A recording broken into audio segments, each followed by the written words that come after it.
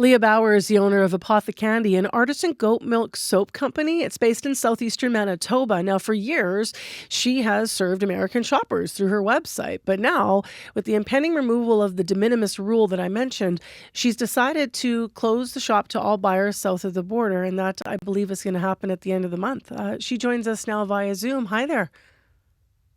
Hi, thank you for having me. Thanks for being with us. How tough was it for you to come to this decision? It's a challenge. I have some very loyal repeat customers in the States who love my products, and I have been shipping products to them for years.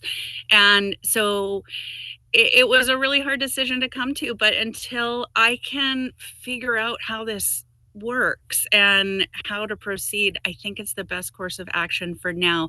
And everybody has been very understanding so far.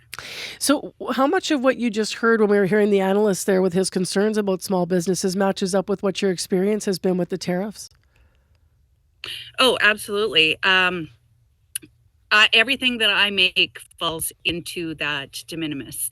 I make soap and skincare, and so it's a pretty low price point item. I ship small orders to individuals, and so everything that I've shipped to the States so far has fallen within that de minimis. So now I'm having to navigate what that looks like going forward. What kind of documentation is involved, how much extra work, extra fees, and whether that needs to be passed on to the customer or whether I can absorb it. And ultimately, the decision that I've come to is that the best course of action is to just stop shipping to the States. And that hurts. That hurts financially. And it also, it's sad for the customers who have followed me for so long. Tell me a little bit about, without the de minimis exemption, what are your options when it comes to shipping to the States now? Like, what do those numbers actually look like for people to understand the economic impact of this? So I can't speak as an expert on this, just what I have read, and that's the hardest part for me is the confusion regarding it, because I'm just a solo business owner. It's just me. So, I'm reading articles and I'm reading reports and trying to make sense of it.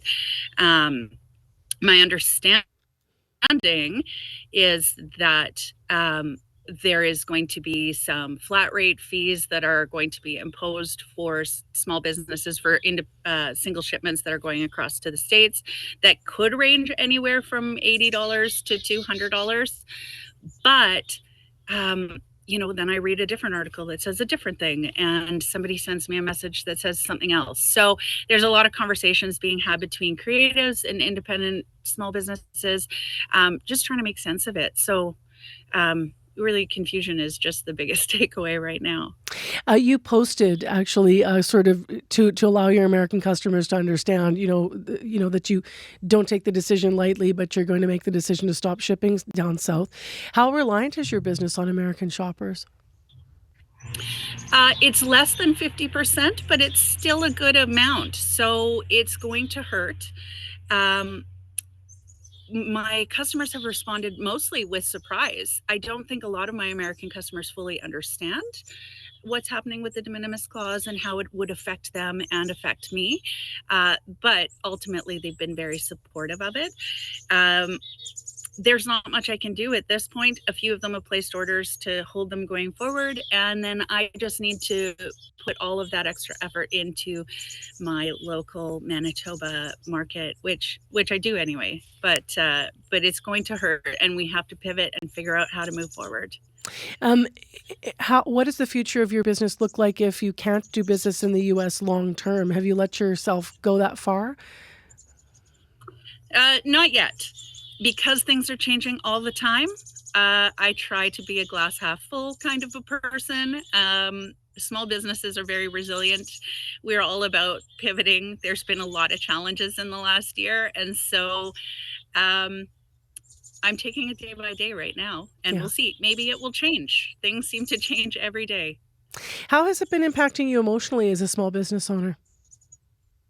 It's stressful. I'm spending a lot more time studying trade agreements and understanding tariffs, and just trying to understand how this is all going to work. And so it's been a lot of very late nights, hard decisions, trying to figure out whether I'm going to cut off shipping or how I'm going to do that. And so it doesn't feel great.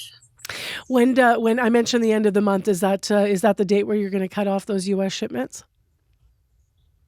Well, I wanted to make sure that there was no shipments in the post when that hits, because I was afraid that if I had a shipment out after that date, that my customer would suddenly be presented with those fees. So I'm actually cutting off shipping as of Monday, just to make sure that all of the shipments that are out make it to their destination before these changes hit. Before you go this morning, Leah, I can't help but ask because people on the radio are going to be hearing, and on Zoom, I can see that you're outside and they're going to be hearing like the most gorgeous morning ever with these birds in the background. And obviously, your business is to make, natural products and to, we mentioned the goat milk soap and such. Where are you? What's behind you? Yeah. You look like you look like you're in a gorgeous outdoor space which might have like a canopy out behind you. Thank you. This is my farm. So I raise dairy goats and I'm an herbalist. I grow many of my own botanicals here. And so this is where I live and work. And I'm here in southeastern Manitoba, and it's a beautiful morning. And these chickadees are fabulous if you can hear them. Yeah, we sure can hear them.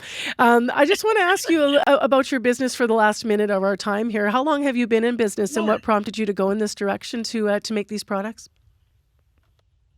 So as a creative, it kind of was a long process. I owned dairy goats because I loved goats, and I studied herbal medicine and learned about dye plants and aroma plants, and that all came together with living in the forest to create these beautiful products where I capture the seasons of Manitoba forests into my products so that everybody can experience them.